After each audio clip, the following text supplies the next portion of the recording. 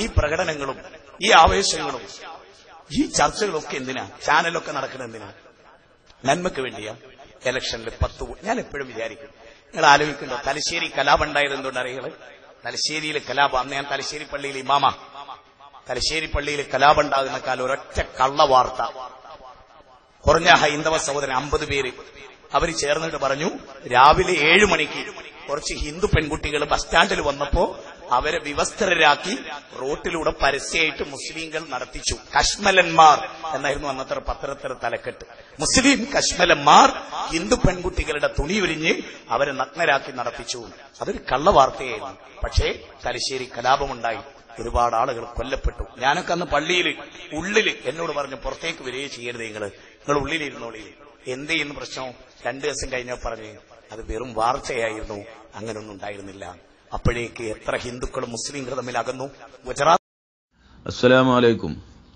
സ്റ്റേജിന്മേൽ കയറി നിന്ന് മുന്നിൽ 4 ആളെ കാണുമ്പോഴേക്ക് ഷുഗറും പ്രഷറൊക്കെ ഓവറായി മുസ്ലിമീങ്ങൾക്ക് നേരെ ഷിർക്കും കുഫറും ആരോപിച്ചുകൊണ്ട് കൊഞ്ഞനം കുത്തി ശീലിച്ച ഇയാൾക്ക് തലശ്ശേരി കലാപത്തിന്റെ കാര്യം പറഞ്ഞപ്പോ ധാരണാ പിശക് സംഭവിച്ചത്രേ. അതും ഒരു സ്ഥലത്തല്ല, 2 സ്ഥലത്തും അത് തന്നെയാണ് പ്രസംഗിച്ചത്. ഇതൊക്കെ ധാരണാ പിഴവായിരുന്നോ? എന്നിട്ട് അത് മുൻപ് നൂഹ് നബി അലൈഹി സ്വലാമിന്റെ കാലത്ത് പ്രളയം വന്ന വിഷയം പറഞ്ഞപ്പോൾ വേറൊരു മൗലവിക്ക് ലൂത്ത് നബിന്റെ കാലത്ത് തന്നെ എന്ന് പറഞ്ഞുകൊണ്ട് സംഭവിച്ച ധാരണാ പിഴവ് പോലെയാണ് അന്ന് അദ്ദേഹത്തെ ന്യായീകരിച്ച ആളാണ് താൻ, എന്നിട്ടും തന്റെ പച്ചയിറച്ചി തിന്നുന്നു എന്നൊക്കെയാണ് ഇപ്പോ സങ്കടപ്പെടുന്നത്. എന്നാൽ അയാളെ സംബന്ധിച്ച് പറയുമ്പോൾ ഇയാൾ പറയുന്നുണ്ട്, ഹമീദ് മുസ്ലിയാർക്ക് ഇതും മുസ്ലിയാക്കന്മാരെ അക്കൗണ്ടിലേക്ക് ഇട്ടുകൊടുക്കാൻ വേണ്ടിയുള്ള ഒരു ശ്രമമായിരുന്നോ?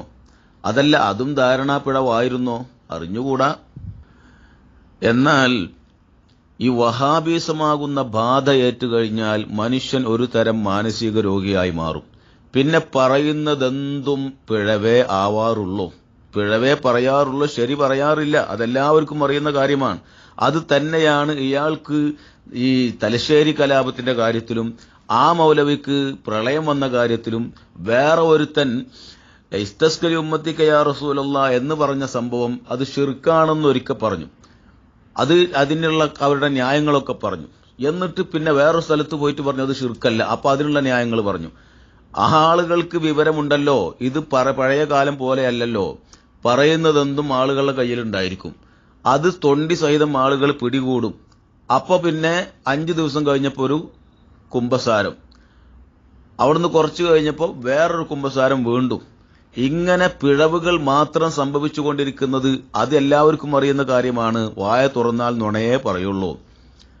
അത് വഹാബീസമാകുന്ന ബാധയേറ്റ് കഴിഞ്ഞാൽ അത് അവർക്ക് പിന്നെ ഒരു ഹലാലായ പോലെയാണ്. മുസ്ലിമീങ്ങൾക്ക് നേരെ കൊഞ്ഞനം കുത്താൻ എന്തു നുണയും പറയാം.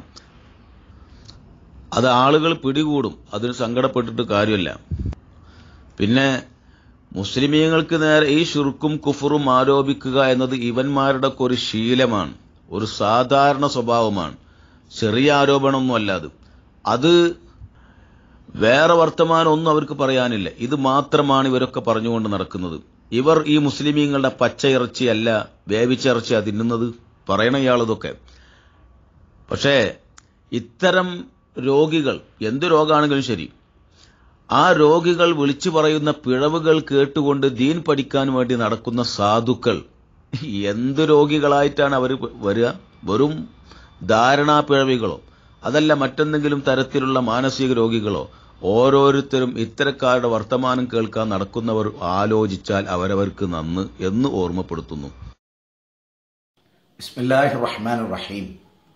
അസ്സലാമു അലൈക്കും വറഹ്മത്തുള്ളാഹി വബറകാതുഹു. തലശ്ശേരിയിലെ കലാപവുമായി ബന്ധപ്പെട്ട് കഴിഞ്ഞ ഡിസംബർ 21 തീയതി മാഹിയിലും 25 തീയതി മഞ്ചേരിയിലെ ബസ് സ്റ്റാൻഡിലും ഞാൻ ചെയ്ത ഒരു പ്രസംഗത്തിൽ 1971 നടന്ന ഒരു കലാപവുമായി ബന്ധപ്പെട്ട എന്റെ പരാമർശത്തിൽ അന്ന് ഞാൻ തലശ്ശേരിയിലെ നാരങ്ങാപ്പുറം മസ്ജിദുൽ മുജാഹിദിൽ ഇമാമായിരുന്നു എന്ന് പറയുന്ന ഒരു പ്രസംഗം വ്യക്തിപരമായി എന്നെ തേജോവധം ചെയ്യാനും അപഹസിക്കാനും പരിഹസിക്കാനും സോഷ്യൽ മീഡിയയിലൂടെ ചില ആളുകൾ ശ്രമിച്ചതായി മനസ്സിലായി.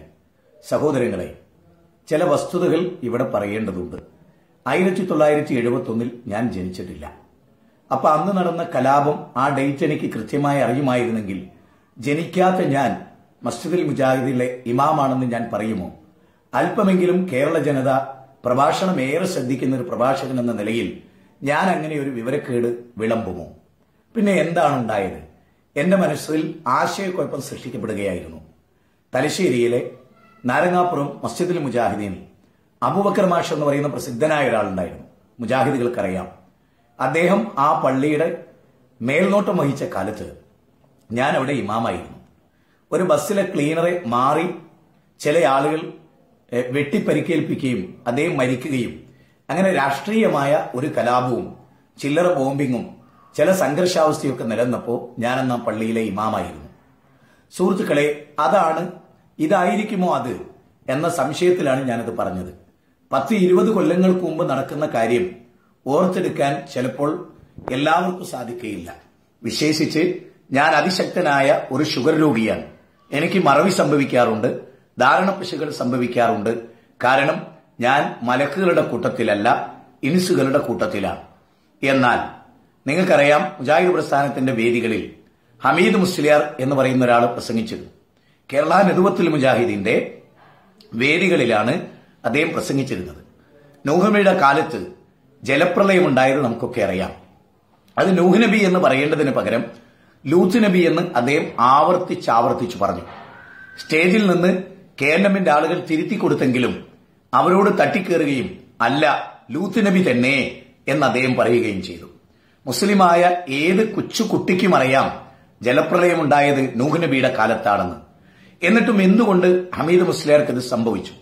മനസ്സിലെ ഒരു തരം അങ്കലാപം. മനുഷ്യനാണല്ലോ, മനസ്സാണല്ലോ. സ്വാഭാവികമായും സമസ്തക്കാർ ഇത് ക്ലിപ്പിട്ടു വിവാദമാക്കി. അന്ന് ഹമീദ് മുസ്ലിയാർക്ക് സംഭവിച്ചത് എന്ത് എന്ന് വിവരിച്ചുകൊണ്ട് ക്ലിപ്പിട്ട് ഹമീദ് മുസ്ലിയാർ എന്ന വിശ്വാസിയെ സംരക്ഷിച്ച ഒരാളാണ് ഞാൻ. പക്ഷേ അതേ ഗ്രൂപ്പിൽപ്പെട്ടവർ എന്റെ പച്ചിറച്ചി വ്യാപകമായി തിന്നുന്നു എന്നറിഞ്ഞതിൽ ദുഃഖമുണ്ട്.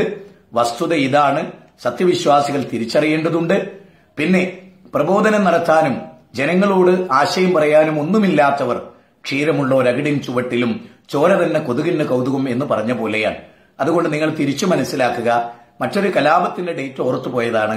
അത് 971-ലേതല്ല, മറിച്ച് കലാപങ്ങൾ കള്ളം പ്രചരിപ്പിച്ചാണ് നടക്കാറുള്ളത് എന്ന് പറയാനാണ്. ഗുജറാത്ത് കലാപത്തിൽ കള്ളം പറഞ്ഞുകൊണ്ടാണ് പലതും പ്രചരിപ്പിച്ചത്. അത് തലശ്ശേരിയുമുണ്ടായി എന്ന് പറയാനാണ്. അള്ളാഹു നമുക്കൊക്കെ സൽബുദ്ധി പ്രദാനം ചെയ്യട്ടെ. അസ്സലാമു അലൈക്കും വറഹ്മത്തുള്ളാഹി വബറകാതുഹു.